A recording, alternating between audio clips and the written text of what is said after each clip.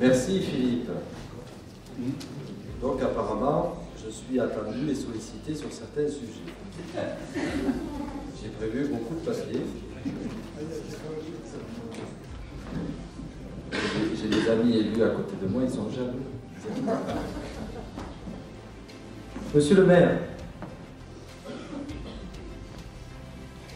messieurs les maires, mesdames et messieurs les représentants des autorités culturelles, militaires, civiles, associatives et administratives,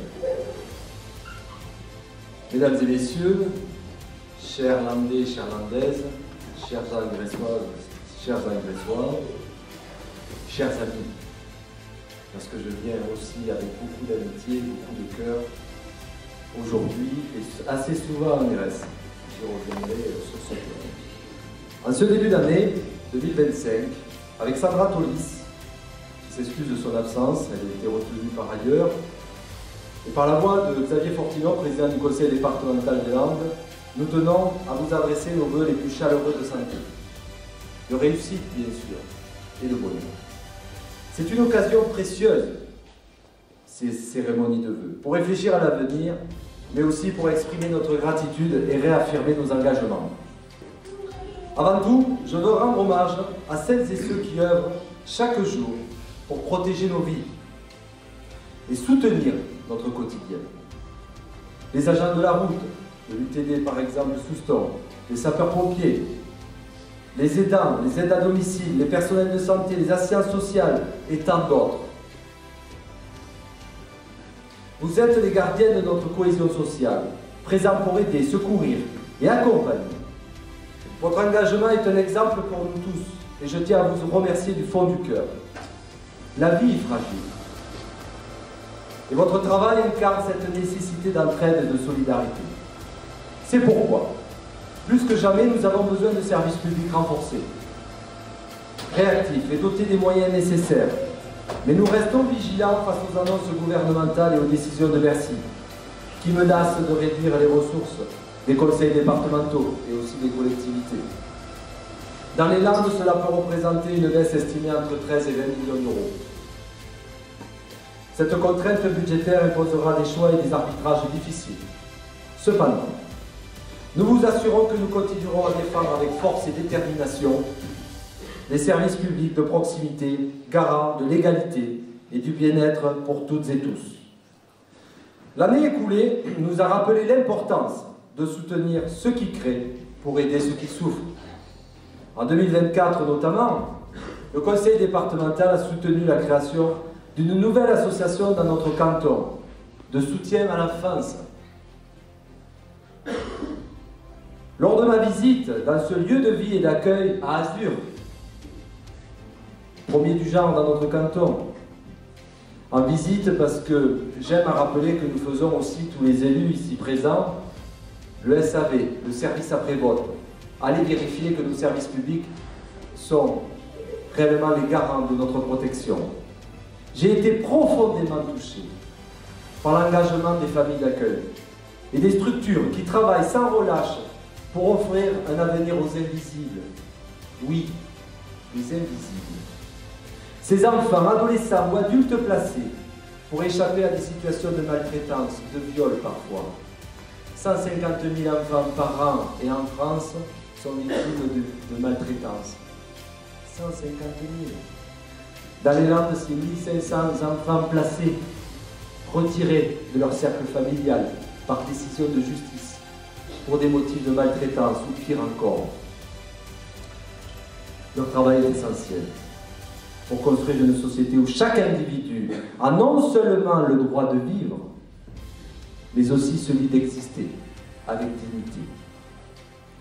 Dans ce même état d'esprit, le conseil départemental continue à jouer un rôle fondamental en accompagnant les habitants à chaque étape de leur vie, qu'il s'agisse, je viens de le dire, de protéger nos enfants, d'aider nos aînés, ou de soutenir des jeunes dans leur insertion. Nous restons fidèles à nos valeurs de solidarité et d'humanité. Chaque action menée vise à renforcer l'égalité des chances et à offrir à chacun les conditions nécessaires pour s'épanouir pleinement. Et je tiens encore à vous remercier, mesdames et messieurs les élus, de vous engager. Oui, parce que vos élus font la politique. Quand on décide d'un projet, par exemple de faire une résidence autonomie, il n'y en avait pas dans le canton jusqu'à présent, pour s'assurer du parcours des aînés. Un choix est face à nous. Est-ce qu'on le fait, cette résidence autonomie, sans but lucratif ou avec but lucratif? Je vous laisse vous souvenir de ce qui s'est passé avec l'affaire Orpea. Vous êtes ici dans un modèle landais, cher à l'héritage d'Henri Emmanuel. Et que cette affaire Orpea, en 2022, nous a rappelé que dans les Landes et à toute la France, il pouvait y avoir un autre chemin, d'autres possibles, pour soutenir nos aînés.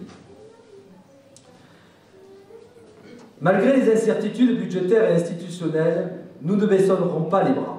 Face aux défis, nous serons aux côtés de celles et ceux qui agissent pour bâtir dans un avenir plus juste, plus solidaire. Ça a été rappelé par votre maire. Soutenir la création, l'innovation et l'entraide est le cœur de notre politique. Ensemble, nous pouvons surmonter les obstacles et construire un territoire où personne n'est laissé de côté. Personne. Vous m'avez interpellé, monsieur le maire, concernant la piste cyclable de Angresse vers Cap-Breton. Est-ce que l'un d'entre vous, messieurs, représente M. Pierre Coustet, président de la communauté des communes Marais à Côte-Sud? Ah, il y en a plusieurs. Bon, il y en a plusieurs, ils vont être nombreux. Je vais donc tous les prendre à témoin, nos vice-présidents. On va travailler ensemble pour que justement on rende possible dans les prochaines années, en commençant à travailler en 2025, faites attention, je vais faire un message, le commissaire marché. Bon, ça a pris un peu de temps, mais on a réussi. Pour qu'ensemble on trouve les moyens justement de faire et de réaliser cette piste cyclable qui est, selon les nombreuses reprises et les sollicitations que tu as eues, mon cher Philippe, très attendue par la municipalité. On est bien d'accord. On est bien d'accord. Bon, je m'engage à y travailler. On n'est pas seul, vous savez, il faut arriver à convaincre. Mais quand on est filmé, vous voyez, on s'engage. Hein. N'est-ce pas, vous filmez? Merci Claude, comme d'habitude. Et vous savez ressortir les vidéos. Vous avez un maire de grande qualité. Non seulement pour ses qualités altruistes, il donne beaucoup de lui-même. Il tend toujours les bras. Il tend toujours la main pour aider tout le monde. Il va voir les gens. Il communique avec eux. Il passe des coups de téléphone. Il essaie de comprendre comment ça marche. Il a remercié son équipe parce que seul, certes, parfois on peut aller plus vite. Mais ensemble, vous connaissez l'adage, on va plus loin. Et je pense que vraiment, Philippe, tu as réussi à créer cette dynamique et ce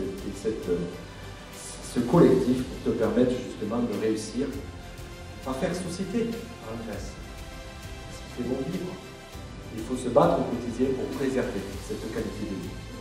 Parce qu'elle est très très souvent remise en question. Pourquoi je vous dis ça? Parce que j'ai reçu de Marais à Côte-Sud un bulletin qui est envoyé aux élus.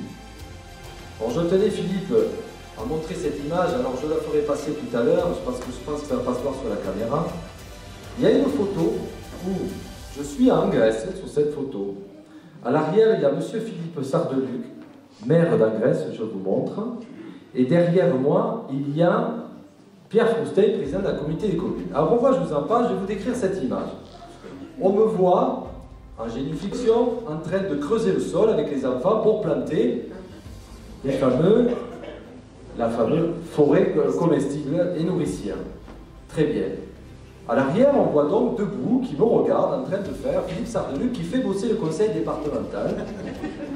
Et pas loin, Pierre Froustet qui amène les seaux pour me permettre d'avoir suffisamment d'engrais. Et je tiens à te féliciter d'avoir mis cette photo partout, qui montre bien, Philippe, que tu arrives à faire travailler le conseil départemental pour les agresseurs, les agresseurs. On peut l'applaudir.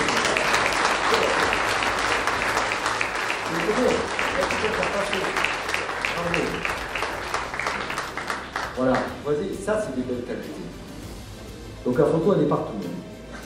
Chères Landaises, chers Landais, cette année sera ce que nous déciderons d'en faire collectivement. Ensemble et avec espoir, engagement et solidarité, fraternité également, nous pouvons relever les défis et célébrer nos réussites communes. Je vous souhaite à toutes et à tous une excellente année 2025, placée sous le signe de la rencontre, de la dignité et du progrès partagé. Je vous remercie.